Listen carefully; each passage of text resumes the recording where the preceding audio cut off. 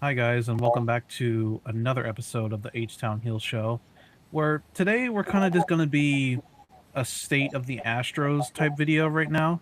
It is June 18th, and the Astros currently in the month of June are 8-7, right? Playing right around 500 baseball. And I would say this stretch of games that the Astros have played this month have been pretty schedule friendly. Games versus the Athletics, the Angels, Royals, Tigers, Guardians, Twins, Tigers again. This is a very winnable stretch, and definitely with players coming back healthy, there is a chance that we could definitely try and get back into this. The Astros right now, as you said earlier, they're kind of flirting with 500 again. I think they're 5 games under 500 at the moment, but the Astros just recently have won 2 series in a row, one against the Royals, one against the Tigers, in a series where you saw Hunter Brown come back, and a couple about a week ago, Josh Hader came back. Probably the two best pitchers on your team coming back at a time like this is a big boost, kind of with confidence and with morale in the clubhouse. What do you think that means for them, Neil? It means that basically we're not out of it, and if Dana is smart, we're gonna win the West, but we shouldn't be proud of it. What'd you say? It means that we are not out of it, and if Dana is smart, that we are gonna win the West. But either way, we shouldn't be proud of it because of Yeah, I how bad could. AL has been in general. The AL. We were looking at it off air, and the two worst teams record wise in the Angels and the Royals, they're both only 7 games back from a wild card spot, which is very interesting because the American League this year has been absolutely terrible.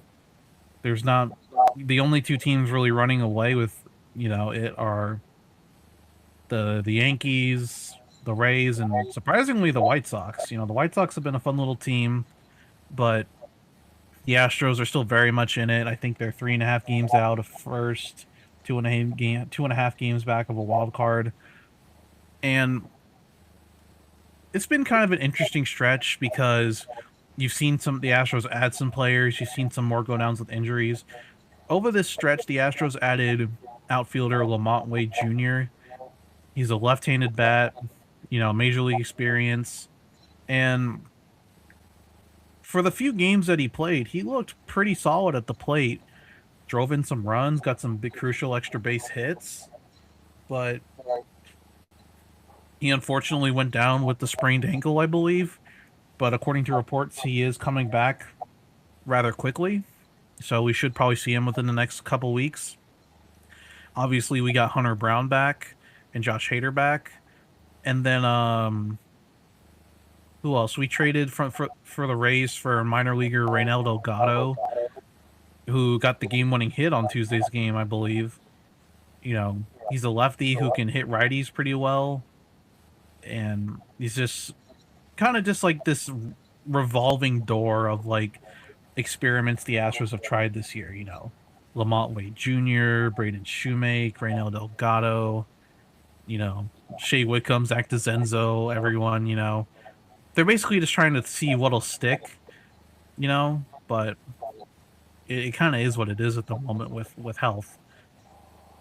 Yeah, we're basically playing the team and hoping that they don't go on the IL at the same time because this season has literally felt borderline cursed. And Definitely not as cursed as last year with the no, injuries because at this point a bunch of people were already out for the season. But yeah, continue. yeah, and like this season, we still have a fighting chance. Um, and we just got to make sure that, like, for example, now we know the team. We know its strengths. We know its weaknesses. We talked about it a little bit off air. We know who needs to be traded. We know who needs to be kept. Um, and we just hope David Brown knows the same thing, and we hope that Espada can put those pieces together. Uh, Once he does have all the right pieces, and you know, this year has actually gone by fast, and you know, eventually, not even eventually, actually now is the time that you need to start winning, because Yeah. you know, if you don't win games around April or whatever, it's whatever, right? You can live without that, but you need to start winning games, start getting on winning streaks and all that, because eventually, it's gonna get to a point where your fan base is giving up on you and everything like that, and to a degree, we already have, and it's more or less like we're just anxious. We have massive anxiety about this team. Um, Heck, I was being honest with. I'm gonna be honest with you. I thought that you weren't doing like streams because you're getting like superstitious. Like, oh, they're winning. Maybe if we don't do streams, then they'll keep winning. Because like they actually been doing really good, actually better than usual.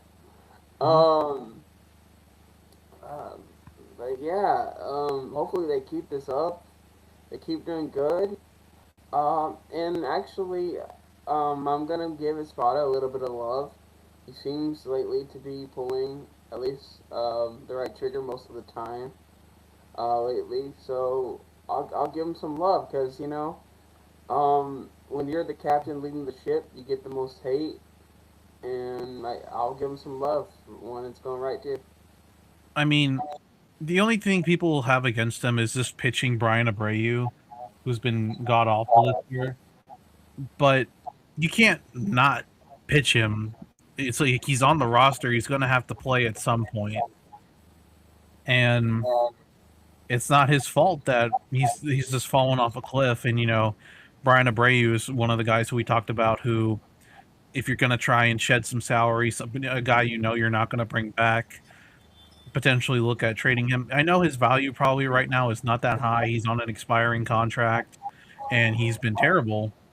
But a team could definitely take a chance on him with whatever, because I would rather just take anyone for him at this point. A mid-level prospect or two has potential at least. And just some other notes that I have. Cam Smith, he's been over this little stretch, he's looked solid at the plate, a lot better than he has. Yeah, the numbers still aren't good by any means at the plate, but if you look at his last decent stretch, he's been playing pretty good baseball, both in the field, throwing runners out, and at the plate, just stacking up some hits, going the opposite way. And he's looked really good. And Peter Lambert, a guy who another note that I have, Peter Lambert looked really good the other day. 7 innings, 1 run, really good. Kaiway the Highway, Kaiway Tang has looked, I would say, a guy who we've given a ton of love to this year. Over his past few starts, has looked human. He's gotten hit around a little bit. His ERA has climbed up, but it's kind of to be expected. He wasn't stretched out to be a starter this year. Maybe they're starting to catch up to him a little bit, but it's his first major roadblock this year. I'm not gonna look too much into it. If he continues to go out there and make starts and he's getting hit around, then maybe we'll need to talk about moving him back to the bullpen.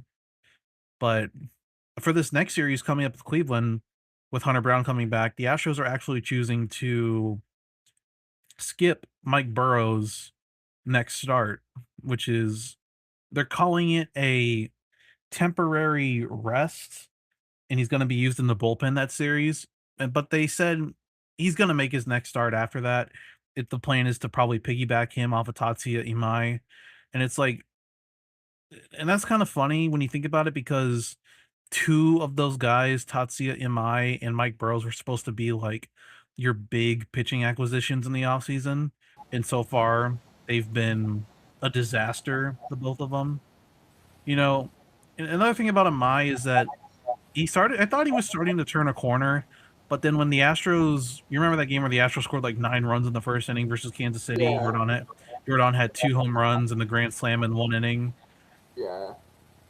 Tatsuya Imai didn't even get out of the first inning in that game, and I'm like, how can you have a 9-run lead and not even make it out of the first inning of the next inning? Well, I know the ball was flying out of the stadium that day, but I'm like, this. I don't know what his mindset was. How do you have the jitters when that happens? When you have a 9-run lead in the first inning? I'm gonna sound like a Kaiway King defender and like that, and that's fine. If people want to say Kaiway Ting sucks now or whatever, that's okay. But the reason why I'm fine with like being, that guy that stands up for him is because when this team needed him most, he's the one that stepped up. Starters went down. He's the one that said, okay, I can be stretched out into a starter. When this team needed a bullpen, and Brian Brady was the one that was like falling apart. He was the reliable one, pitching with the pitching bullpen is actually doing phenomenal. And the bullpen, he didn't even have an ERA on over 1. His ERA and his stats don't actually tell how valuable he was to the Astros, and actually, how good he contributed to the team this year. That's kind of Because why I don't view ERA as like a because ERA can easily get inflated over 1 or 2 games. yeah, because he's been literally the MVP of this team in terms of like being that guy that will do and has done everything the team has asked for him, even if he's not like you know in like has done that the position or spot before. You know, so I'm not gonna give Tane hate if he has a hiccup here and there. If anything, we should be blessed that we have Tane because without Tane, this team would probably have more losses than they do Yeah, wins. but what about Amai? Because Amai was the guy who you thought was supposed to come over here. He was one of the big acquisitions. And like I said, I thought he was maybe turning a corner, but then he couldn't even get out of that first inning that he had a 9-run lead in. Yeah. Am I?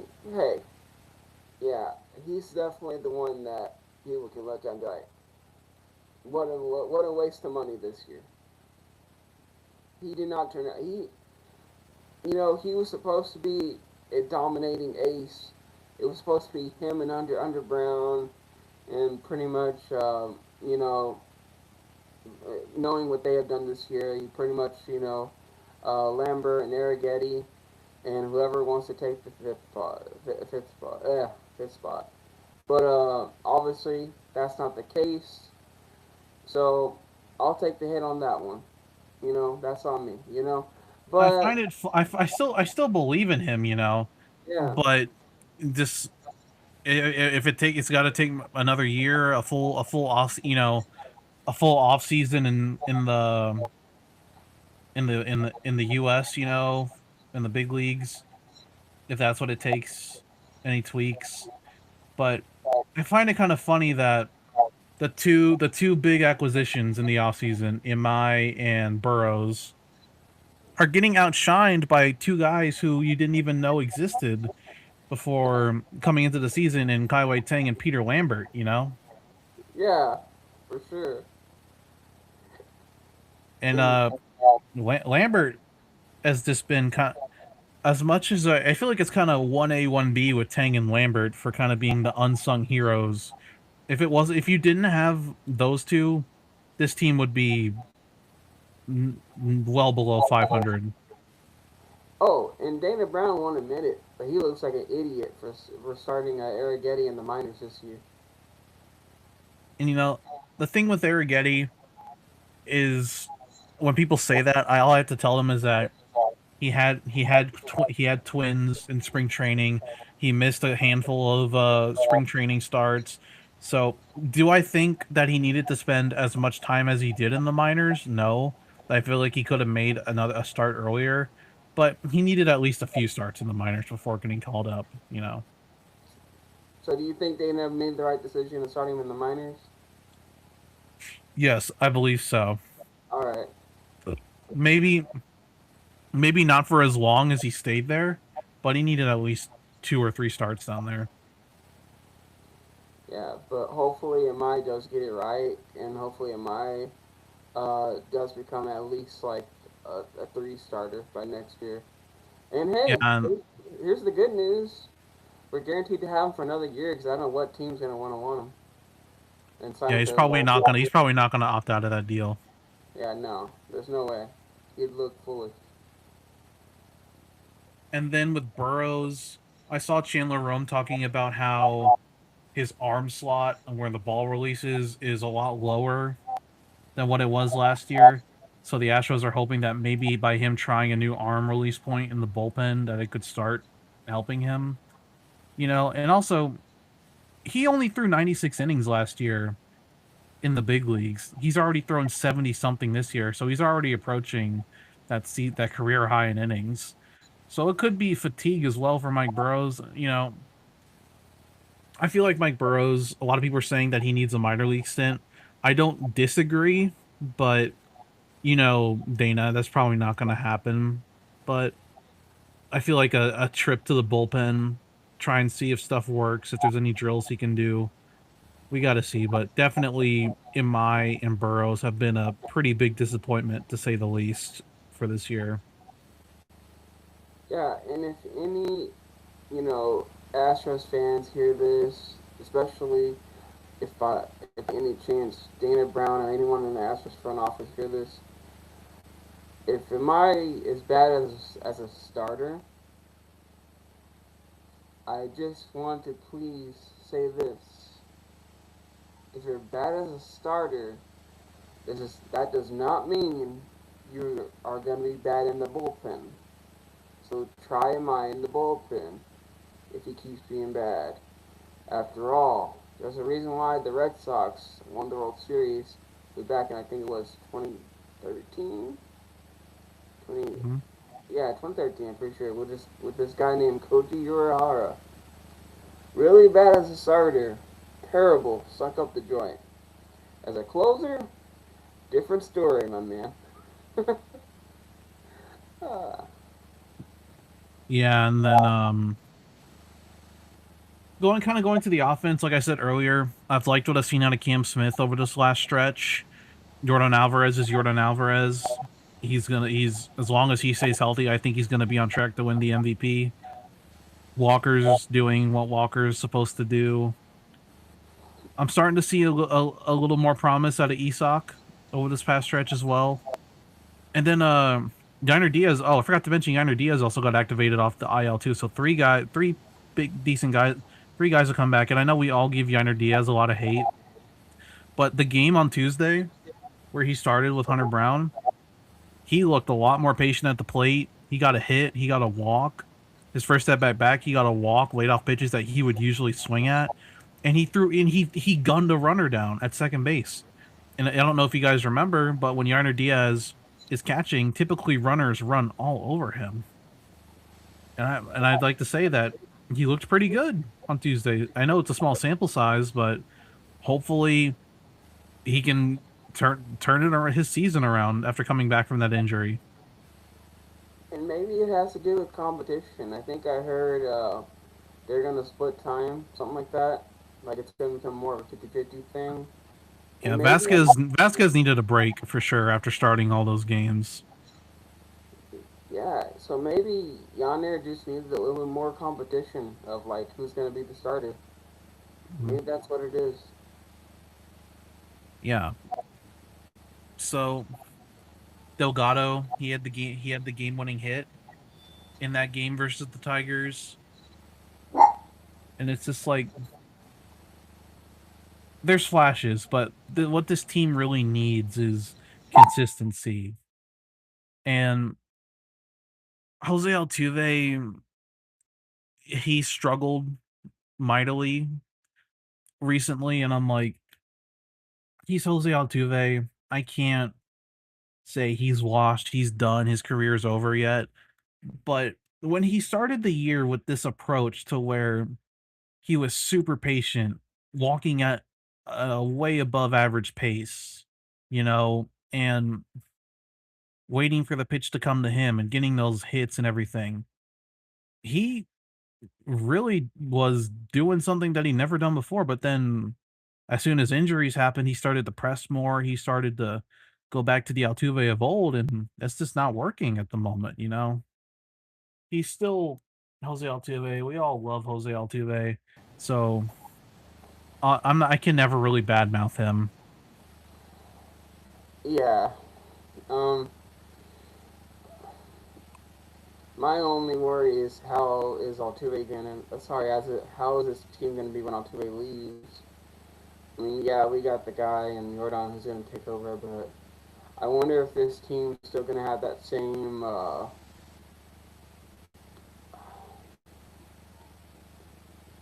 Yeah, I mean, like what's the word? Like not like I guess vibe. I guess that's always the default word. Because like even though there's been obviously the controversy and all that, like with Altuve, it's always felt like uh, I don't know how to express it. Like I guess competitive but peaceful. Like he's almost oh like a, he's not like the vocal leader. He's more so like the lead by example type guy. He's not going to go up there and be like a Carlos Correa or Alex Bregman. He's kind of like he's got an aura to him. It's like he doesn't need to like say much. Like he leads by example. yeah, he's one of the greatest second basemen of like heck of all time, if not at least like the 20th century. Do you think Jordan's going to be the same leader? Because he would be, the default leader once Altuve retired. Hunter Brown, Josh Hader, they're good leaders. I think Walker's a pretty good veteran leader. So I think they'll be fine. But we're not going to cross that road till we get there. Yeah, I know. It's just strange because I was seeing a video and they were talking about how he's been an astronaut for 16 years. And that's Yeah, crazy. man. Jeremy Pena, he's looked solid being back. You know, there's the pieces are definitely there, but obviously, like we said, the outfield has kind of just been a rotating window of just guys barely above replacement level or at replacement level. You know, Dana Brown has said that they want an outfielder, preferably left-handed hitting one. And I feel like when the trade deadline gets closer, we won't get into it now, but we'll definitely make a video breaking down our targets, who we want to see traded, who we don't want to see, who we want to acquire. And the Astros, I don't think should 100% just be like, we're only buying, we're not going to sell. There's definitely some players you could unload and retool. Like a lot of teams retool, like the Rays, they do it every other year. The Mariners did it a little bit. There are teams that can definitely shed some salary, retool, get some prospects, and not be affected all that much. For the Rays, that's their religion. Hmm. You know, And uh, look at the Rays; they're good, and the Rays are consistently a 500 or better team. I make this joke that they have like just for like an academy full of like players ready to replace anyone. I mean, you name it, you know, they can replace it. They have a star and who that gets caught with what, and we're like, oh no, where's the next big bat gonna be? Well, let me introduce you to Junior Caminero. Yeah. Yeah. Uh, So the Astros are playing the Cleveland Guardians next series. The Cleveland Guardians are without Jose Ramirez. So hopefully the Astros can continue their winning ways. I believe the Astros are sending. Who are they sending to the mound? It is. It's going to be Imai, Arrighetti, and Tang for this series with Mike Burrows more than likely going to piggyback off of Imai. And another thing that I saw on there is that Ryan Weiss was DFA'd to make room on the roster for someone. Ryan Weiss is also another pitcher. The three big pitching moves were Ryan Weiss, Tatsuya Imai, and Mike Burrows, and all three of them have been disasters. So are we just the type of organizations that just aren't? We can fix you. That's our slogan. Hey, you're out there and you're nobody. Come to Houston. We'll fix you. We'll become a star. they'll overnight. fix it. It depends on the player's mindset, because we're 2 for 5 because it worked for Tang and it worked for Lambert. You know, Yeah. the other three not so much. Because, like, that seems like our mantra, you know? Because, like, I think you'll forget, but I'm pretty sure you can look this up. When Justin Verlander first came over to Houston, I think he was flirting with the 4 ERA, or he had one. Yeah, he And then wasn't when having his best year. yeah, but then when he came over, I was like, okay, yeah, it's Justin, but, like, oh, I don't know if this is going to pan out pretty good. No, boy, We was thought I he wrong. was we thought he was in the twilight of his career, but he went on and won 2 World Series and 2 Cy Youngs with the Astros. Yeah, not too bad. Maybe the Astros asked the Tigers to trade for Justin Verlander again. I don't know. Yeah. Hey, I hear Tyler Skubal is having a bad year. Give him to us. Or no, is he? I'll give you Jake Myers and Brian Abreu for Tarek Skubal. Yeah. Yeah, let's just trade everyone. Like, trade for everyone that's having, like, a bad year. Or, like, no names. That should be, like, our slogan. Yeah, Jake Myers and Jake Myers and Brian Abreu are gonna be the needle movers. All right, but coming up on 30 minutes, you know, trying out some new things.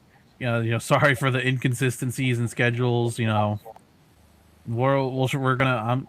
I'm guilty of it. I'm gonna try myself to get back into the swing of things. Doing series recaps and State of the Astros videos. MLB draft. I'm gonna do some research for the draft. Maybe put together a little draft big board and see who the Astros could potentially take in the upcoming draft.